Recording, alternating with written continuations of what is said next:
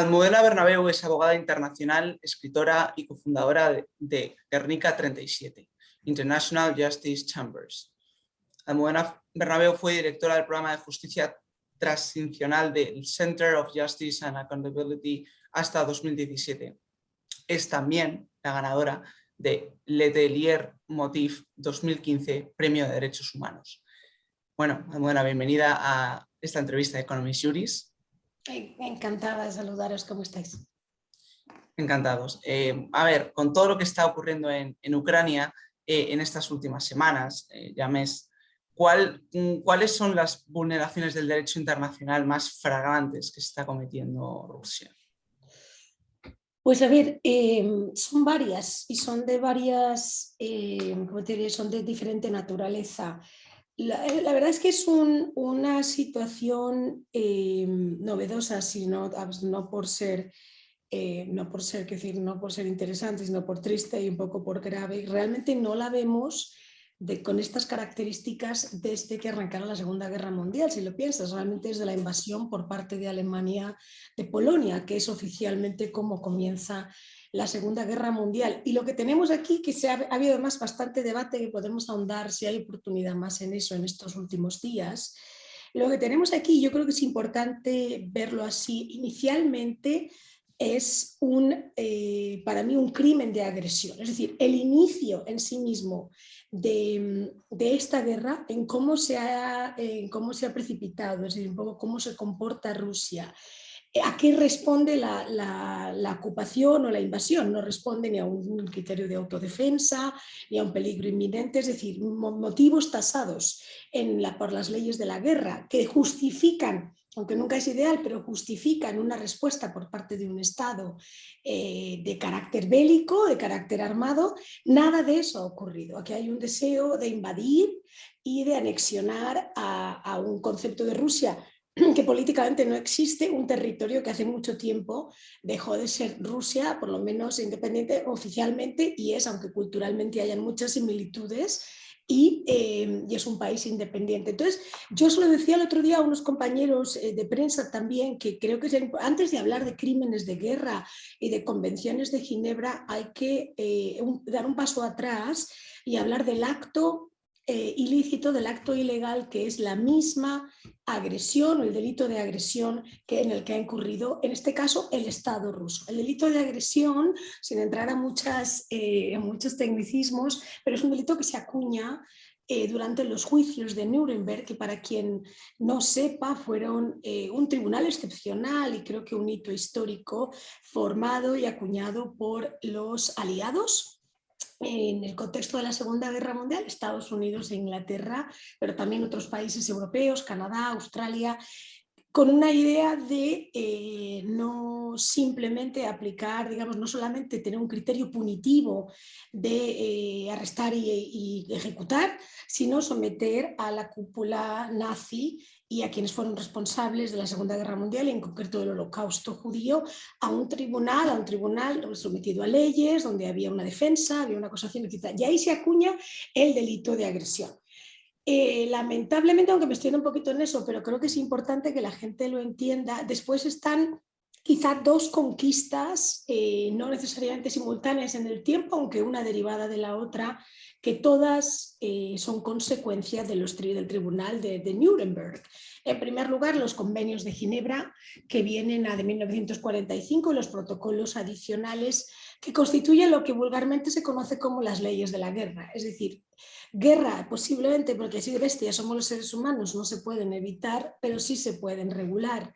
Y hay unos mínimos y unos máximos, y hay una serie de conductas que se consideran, entonces la palabra es delicada, pero legítimas en el contexto de guerra, ya sea un conflicto armado internacional o interno, y son conductas pues que hay como unas reglas de juego, está feo decirlo así, pero son reglas de juego, y si se sobrepasa esas reglas, sobre todo en el tratamiento de civiles y en el tratamiento de necesidades humanitarias que genera un conflicto, se violan esas leyes y se cometen lo que conocemos como crímenes de guerra. Sin lugar a dudas, Rusia, desde su entrada en Ucrania, pero vamos a decir, se está reportando en tiempo real porque es un poco el tema del momento histórico en el que vivimos, con los medios periodísticos, con las redes sociales, etcétera. Tenemos información en tiempo real y creo que es obvio que no creo que no cabe discusión que se están cometiendo crímenes de guerra, hay bombardeos indiscriminados, hay asedios de ciudades sin tener en cuenta las condiciones de la población civil que lo habita, sin dejar, han violado corredores humanitarios en varias ocasiones, bloqueando la salida de civiles ucranianos y por supuesto el famoso bombardeo del hospital hace apenas una semana, un poquito más. Y luego el otro compendio en el contexto de qué violaciones se están cometiendo, que creo que es importante, digamos, secuencialmente, y es otra conquista, yo creo, de la humanidad post Segunda Guerra Mundial, es la Corte Penal Internacional y la comisión de crímenes que se contemplan y se incluyen en el Tratado de Roma. Ahora sí, para establecer responsabilidades individuales, penales individuales, en este caso de Putin y de quien se determine. Putin, por supuesto, porque además es un autócrata y es un régimen totalitario, es decir, entonces es una cabeza visible y responsable, pero habrá otros y esas responsabilidades se determinarán con el tiempo y se determina que se están cometiendo, y a mí tampoco me cabe duda por el perfil de los ataques y las circunstancias que se han hecho públicas, que se están cometiendo crímenes de lesa humanidad. Bueno, hablando, ya que has comentado un poco de los crímenes de guerra, de esa humanidad, Putin y los generales rusos o los miembros del gobierno de Putin se están cometiendo bajo su mando crímenes de lesa humanidad. ¿Puede llegar a ser juzgado Putin y sus compañeros por la Corte Penal Internacional, por ejemplo? Pero que yo quizá esta pregunta la respondería de dos maneras. Una está la posibilidad real en un mundo siendo realpolitik, es decir, siendo prácticos y entendiendo cómo están las circunstancias en el mundo, y la otra es lo que es legalmente posible. Si quieres empezamos por el final. Legalmente sí es posible. Sí es posible determinar, hará falta tiempo, hará falta mucho trabajo, haremos falta muchos, espero, abogados y mucha gente dispuesta a echar una mano para probar porque una cosa es que se estén cometiendo, yo siempre digo esto, una cosa es que se estén cometiendo crímenes de guerra y crímenes de lesa, y otra cosa es probarlo en un tribunal. Es mucho más complejo y requiere, porque un tribunal es una cosa muy seria que uno no puede ni desvirtuar ni deslegitimar. Pero sí, efectivamente sí se están cometiendo crímenes y sí se va a poder, legalmente hablando, responsabilizar a Putin y en general a los generales y las personas. Naturalmente el solito no está, es decir, habrá una comisión de generales y habrá unos servicios de inteligencia, es decir, gente que por definición, por los cargos que ocupa y por su capacidad de permitir que esto ocurra y que esto se desarrolle, tendrán responsabilidad penal individual según los criterios del Estatuto de Roma. Otra cosa es lo que podamos o no podamos hacer en la realidad. Y Rusia geopolíticamente es un país que ha ocupado posiciones claves, es miembro del Consejo de Seguridad, todos sabemos que ha bloqueado repetidamente investigaciones e intentos de la Corte Penal de ir contra dictadores y malvados, yo los llamo malvados, perpetradores de otras nacionalidades cuando es políticamente inconveniente o él está aliado con esos países. De todas maneras, yo soy la eterna optimista y siempre digo esta broma porque si no, no haría este trabajo. Yo creo que lo que hemos visto las últimas 3 semanas, aparte de los horrores de una guerra absurda y una pesadilla en todos los niveles, también hemos visto una respuesta de la comunidad internacional que no tiene precedentes desde la Segunda Guerra Mundial.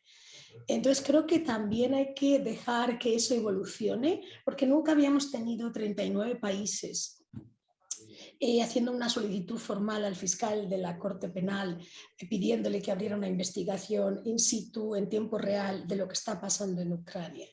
Tampoco hemos visto que un país como Estados Unidos, que como sabemos detesta y está tan alejado como puede de la Corte Penal Internacional y de todo este discurso de responsabilidades penales por violaciones de derechos humanos y crímenes internacionales, se va a ver en la tesitura de tener que apoyar, no explícitamente, no se va no se va a hacer miembro ¿sabes? De los Estados miembros, no va a apoyar a la Corte, pero no va a poder no apoyar, si me permites el juego de palabras, las acciones que lleve adelante la Corte Penal, si es que realmente prosperan y están destinadas a establecer las responsabilidades de Putin. Entonces, y yo creo de todos modos que hablaba el otro día un amigo que aunque no veamos a Putin sentado en el banquillo, en un proceso penal, yendo a la cárcel de manera inmediata, a Putin se le van a poner las cosas muy difíciles. Y yo creo que él lo sabe, fíjate. Se le van a poner las cosas muy difíciles tras esta agresión y tras esta guerra. Y estamos hablando de ámbitos internacionales, Naciones Unidas. Él no va a poder acudir a muchos de estos sitios. Entonces creo que es un poco el efecto de rata y ratonera, ¿no? Es decir, creo que sí va a tener un impacto el aislamiento que se ha generado internacionalmente. Vamos, que estás hablando que puede que la comunidad internacional, o lo está haciendo, le aísle a Rusia.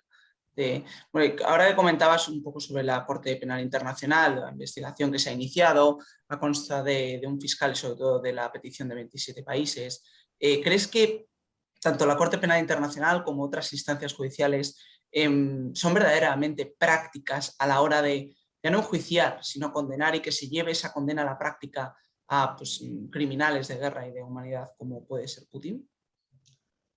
Yo creo que sí, o sea, yo creo que están formadas y están protegidas, es decir, están envueltas en su estatuto.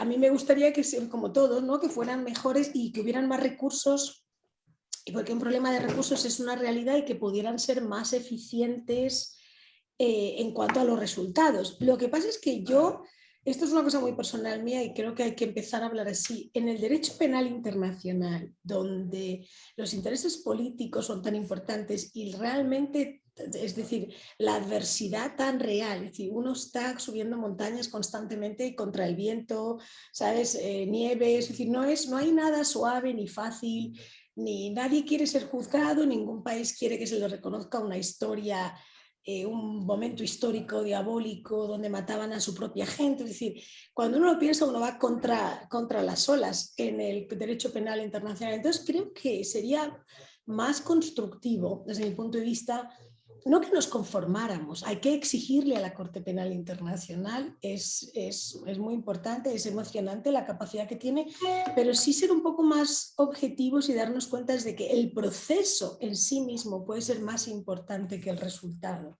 Quiero decir, un equipo armado con los recursos suficientes de fiscales y de investigadores que puedan proteger la información, que puedan procesarla, que puedan sistematizarla. Tenemos 80 softwares, ¿sabes?, capaces de sistematizar esa información de manera muy precisa, de preservarla para cuando llegue el momento histórico. Es decir, ver eso para mí engranarse y ponerse en funcionamiento es parte de la gran conquista. Es decir, yo creo que si lo hacemos bien, sí, no será a lo mejor en 3 años, a lo mejor es en 7. Yo sé que el tiempo nunca juega a favor ni de las víctimas, ni de un poco de las esperanzas que tenemos todos, pero yo sí creo que podemos verlo, y que sí creo que la Corte Penal, con apoyo de los estados, puede hacerlo. Muy interesante bueno, tu respuesta, vamos. A ver, muchos ucranianos estas últimas semanas han solicitado a la OTAN o a Estados Unidos y a otros países europeos realmente que les ayuden sobre el terreno. Que se ha hablado también de posible intervención de la OTAN y se ha visto que la OTAN no puede, y su secretario general de hecho ha dicho que no tiene, por su tratado de Washington de 1949 no les permite intervenir en suelo ucraniano. En todo caso, vayamos un poco a la teoría. ¿El derecho internacional permite la intervención militar de un país extranjero en otro con el tal de defender su soberanía o independencia? Sí, el derecho internacional, vamos a ver, lo que pasa es que aquí estaríamos hablando de una... sí, el derecho internacional, si lo que me preguntas es si un país, por ejemplo, como Ucrania, puede pedir ayuda a un tercer país en armamento, en suministro de, no sé, infraestructura, ese país, hay normas de cómo se facilita. Generalmente suele ser ayuda humanitaria inicialmente porque es menos complejo, pero sí un país, lo hemos visto, Estados Unidos es uno de los países con mayor inversión en defensa, es decir, con el mejor, posiblemente la mejor infraestructura de defensa y además aprueba uno de los presupuestos más altos del mundo, precisamente para eso. Y hemos visto frecuentemente, que nos guste más o nos guste menos, pero hemos visto Siria ha pedido ayuda, en aquel caso se le negó. Y Afganistán pidió ayuda, ya hemos visto todos cómo ha terminado, pero bueno, esa es otra conversa, otra entrevista. Pero sí es posible que países mejor armados, y lo que puede también ocurrir es que haya una coalición de países al margen de la OTAN que unilateralmente, pero esto estamos hablando de países que tienen que acudir a sus congresos, a sus parlamentos para tomar estas decisiones. Las decisiones de intervenir de Estados Unidos pasan por la Cámara, pasan por el Parlamento, o el equivalente al Parlamento, por la Casa de... Y lo mismo ocurre con Inglaterra, pero unilateralmente o a petición de un país, en este caso Ucrania, digamos, no violaría el derecho internacional que solicitaran ayuda a un país específico que tiene la capacidad de intervenir. Ahora, yo creo, una consideración que no me la has preguntado, lo que ocurre es que no es estratégico y a mí me gustaría que viviéramos en un mundo en el que superáramos esos unilateralismos. Lo que estamos viendo con Ucrania, que creo que es muy importante, es un bloque occidental y un deseo que para mí también es importante, porque, ¿sabes? El Brexit ha hecho mucho daño, a pesar de donde estoy físicamente en este momento, mucho daño a la Unión Europea, en la que yo creo mucho, y en general ha habido una crisis que creo que todos conocemos del bloque, lo que se llama el bloque occidental, y de las relaciones Europa-Estados Unidos. Se han visto, por supuesto, la era Trump, que fue un desastre para esas relaciones, y el Brexit vino de alguna manera a meter el dedo en esa llaga un poco más y a escarbar un poco más. Entonces, ya te digo, yo hay cosas, creo que hay que ver las cosas buenas, aunque estamos viviendo un momento muy difícil, pero creo que la posibilidad de que haya un bloque común, Estados Unidos, Unión Europea, Europa, la que yo incluyo a Inglaterra o al Reino Unido, que no se va a distanciar, es más importante para mí que pudieran ayudar bélicamente Canadá o Estados Unidos, por hablar de dos países con la capacidad armamentística, a Ucrania. Bueno, hablando de refugiados y un poco de la Unión Europea, te voy a formular una pregunta doble. Primero, ¿crees que la Unión Europea está actuando debidamente bien y apropiadamente a esta crisis? Y segundo, bueno, ya son creo que cerca de 3 millones de refugiados quienes han huido de Ucrania. Estamos hablando obviamente de una crisis humanitaria. ¿Consideras que la aplicación por parte de la Comisión Europea de activar la directiva 2001 de acogida ilimitada de refugiados es efectiva, es apropiada? ¿Por qué no se aplicó de este modo en Siria? En la guerra de Siria, que bueno, sigue latente, pero vamos, en la guerra de Siria, por ejemplo, cuando estaba en su mayor tramo en 2014. Aquí hay tres preguntas, otras respuestas, Álvaro. La primera es, yo creo que hay que dar un aplauso. Yo creo que no se le puede dar el mérito a la Unión Europea como conjunto. Yo creo que en estos momentos el aplauso, y yo creo que están haciendo una demostración de solidaridad, esa Polonia, esa Rumania, es decir, países que son, ¿cómo los llamaría yo sin insultarles? Son europeos, o sea, son parte de Europa, pero de manera siempre, digamos, no controlada, sino con cuidado, es decir, siempre con cautelas, porque es verdad que han tenido retrocesos legislativos importantes, es decir, y cuestiones que violan de alguna manera las obligaciones que uno tiene como miembro de la Unión. Pero yo creo que hay que aplaudir un poco los que están realmente, como te diría yo, sujetando la valla, y los que están abriéndola, y los que están enfrentando esa entrada masiva son esos países. Ahora, la segunda pregunta, que si me parece correcto que es la Unión Europea, por supuesto, para eso está esa directiva, en circunstancias absolutamente excepcionales. Si no son estas circunstancias excepcionales, ¿qué lo van a ser? Es decir, y yo te diría más, hay un problema ¿cómo te diría? ¿Cómo lo dicen? Espera, que es una palabra que quiero de implementación, yo diría, de esa directiva, porque mientras Alemania tenía 5 millones de refugiados en un momento determinado pre-Brexit, España tenía 500. Entonces yo, por ejemplo, creo que hay un problema para mí de implementación más equitativa. Todos los países no somos iguales en la Unión Europea ni tenemos la misma capacidad económica, pero me parece que se hace trampa a veces en que asuman el peso de la venida de refugiados ciertos países y otros como España, que Sí. somos muy responsables, los eludan. Y dicho eso, la tercera respuesta, ¿por qué con Siria? Pues porque, no sé, pues somos racistas, porque nos parece menos importante, menos estratégico el mundo árabe que Ucrania, porque realmente hay una desproporción brutal de la respuesta internacional a lo que está haciendo Rusia en Ucrania versus lo que ha hecho Rusia y lleva haciendo Rusia durante una década en Siria. Entonces no lo sé, ahí somos responsables todos. Esa pregunta te la devuelvo yo a ti. ¿Por qué? Posiblemente porque somos racistas o porque nos importan menos los ciudadanos de países como Siria o Líbano o países ¿no? considerados del mundo islámico, del mundo árabe, que lo que nos importan ucranianos a los que se les percibe, francamente, que seamos muy bestias, blancos y europeos. Sí, es cierto que todo lo que está ocurriendo en Ucrania parece que se siente más, bueno, ya solo vemos a los partidos políticos en España, quizás también en otras partes del mundo, que portan las banderas de Ucrania en sus eslóganes o que todos estamos hablando de acoger a refugiados ucranianos, cuando realmente la guerra de Siria lleva desde 2011, ¿no? O la guerra de Yemen o Sudán o la invasión de Rusia a Georgia en 2008 también, que poco se habló también en su momento.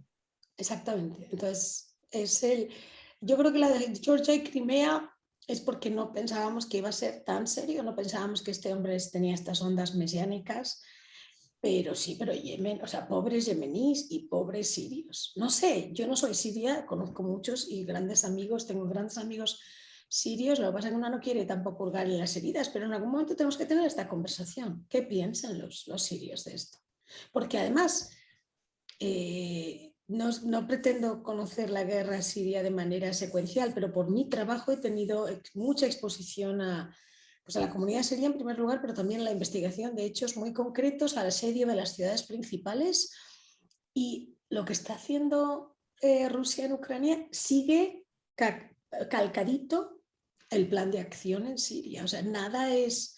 Y utilizarán las armas químicas, como lo han hecho en Siria, y crearán todas estas redes de desinformación y de mentiras y de bulos, etcétera, el misinformation, no sé cómo se llama, para negar, como han negado con el hospital, la existencia de civiles. Saldrán las fotos y todavía están las negacionistas diciendo que esas fotos son...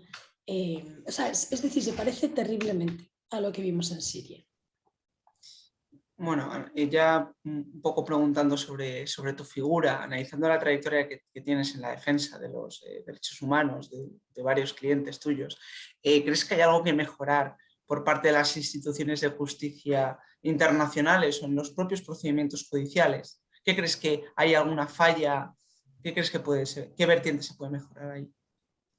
Innumerables cosas. O sea, para empezar, la formación que tienen abogados y abogadas en materia de qué son los derechos humanos y realmente qué papel juegan en la consolidación de sociedades democráticas o las preferidas, las que queremos, en las que queremos vivir, donde se presumen derechos y libertades y conductas. Entonces creo que hay una deficiencia para empezar en la educación, para arrancar desde el principio y para darse uno cuenta realmente qué alcance tiene el espacio y digamos, dicen scope en inglés, que me gusta mucho, es decir, un poco qué implica y qué abarca un derecho humano. El derecho humano todavía en muchas culturas, y en eso la nuestra, por ejemplo, tiene mucho, es como esa cosa que está lejana, como que no me lo van a... O sea, que para violarte un derecho humano te tienen que pisar con una bota en la cabeza. No, derecho humano se te empieza a violar cuando hay una ley injusta, cuando hay un impuesto que te sobrecarga por algo, de pronto te vuelve más vulnerable, te vuelve más pobre, te vuelve menos, es decir, empiezan, ¿sabes? La merma empieza lo que llamamos derechos, posiblemente derechos y libertades fundamentales, pero para mí la educación, y luego en cuanto al tema de los operadores de justicia, yo no sé cómo decir esto también, es decir, para mí es un tema de responsabilidad, o sea, tendría que mejorar o entenderse y exigirse que en la defensa de los derechos humanos o el mirar con seriedad posibles alegaciones de violaciones de crímenes internacionales por parte de jueces, fiscales, etcétera, que se exigiera como un ejercicio de responsabilidad. Y no lo es. A partir de ahí, que es un poco la parte que afecta directamente al ser humano, está la parte técnica. O sea, nos falta muchísimo de técnicas de investigación, nos falta conocimiento, es decir, nos falta y nos faltan recursos, es decir, recursos dedicados a humanos y materiales dedicados a esa investigación. O sea que sí, se puede mejorar enormemente. Dicho eso, hacemos lo que podemos y se hace mucho, todavía se hace mucho, pero no lo suficiente. Bueno, también implica quizás mayor apoyo por parte de los estados, por parte de las instituciones educativas como las universidades, quizás. Así es, así es. No, y como última pregunta, desde Guernica 37, ¿tenéis pensado representar a algún cliente relacionado, bueno, o directamente ucraniano o relacionado con esta guerra? Pues de momento no, eso ocurrirá, espero, es decir, eso lo vamos a ver, es cuestión de tiempo. Lo que sí estamos muy interesados y nos involucraremos en algún momento, yo te decía, un poco en la preservación de los documentos. Y yo creo que en estos momentos, más que nada, y lo digo suena esto a lo mejor muy así, muy sofisticado, realmente esto es mucho más, dicen aquí, pedestrian, esto es mucho más mundano. Es el hecho de que hemos cometido ese error innumerables veces, es decir, esperarnos mucho a empezar a reunir la documentación que es clave y a preservarla. Es decir, hoy en los refugiados que están en Polonia tienes la fuente de información más importante en tiempo real de lo que está pasando, de lo que serán hechos y posteriormente hechos probados o hechos a probar en un tribunal. Entonces, ese tipo los testimonios de estas personas, fotografías, es decir, prueba documental, hay que ver más allá, digamos que hay que entender, hay que dirigirse al conflicto.